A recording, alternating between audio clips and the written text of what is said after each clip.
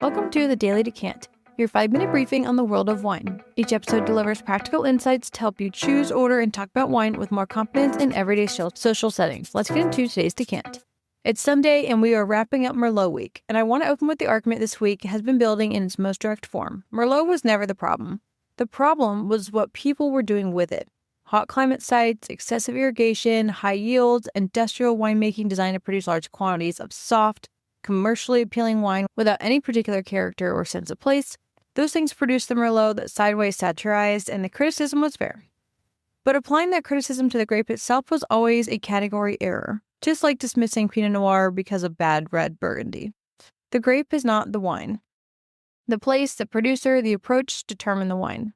So let's recap the week. Monday, we did the full sideways story, including the delicious irony that Miles' personal Holy Grail wine was made from the grape he declared he would never drink. Tuesday, Bordeaux's right bank, where Petrus, even hectares of blue clay producing 100% Merlot at some of the highest prices in the world, made the most sustained, centuries-long argument that the grape belongs in any conversation about the greatest wines on earth. Cheval Blanc, Trotanoy, and the broader Pomerol and Saint Emilion appellations filled in the picture. Wednesday, California, where Duckhorn Vineyards spent nearly 50 years making the case for Napa Merlot without apology or detour, anchored by Three Palms Vineyard bottling that represented the ceiling of what California can produce with this grape. Thursday, we talked Washington State, where the Columbia Valley and Walla Walla's dramatic diurnal temperature variation, volcanic soils, and long summer days have quietly built a world-class Merlot tradition anchored by Leonetti's cellar, and a growing list of producers demonstrating that American Merlot's best expression may not be in Napa at all. Friday, the global picture, anchored by Maceto, the single most compelling argument that Merlot doesn't need Bordeaux or California to achieve greatness. Made from blue clay soils on the Tuscan coast that bear a striking resemblance to the soils of Petrus and have produced comparable complexity and critical acclaim in a completely different setting. Plus, Chilean value plays and the broader evidence that this grape thrives in a wider range of conditions than its critics ever acknowledged. My personal top 5 Merlots from across this week. Number 1, Petrus, the definitive argument that wine has spent over a century providing the grape's ceiling is limitless.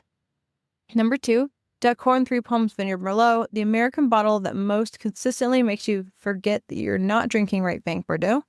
Number 3, Leonetti's Cellar Merlot, Washington State's most compelling case for the variety, one of the most perfectly structured American reds being made anywhere. Number 4, Maceto, because the Tuscan coast has no business making wine this good from a grape that's misunderstood, and yet here we are.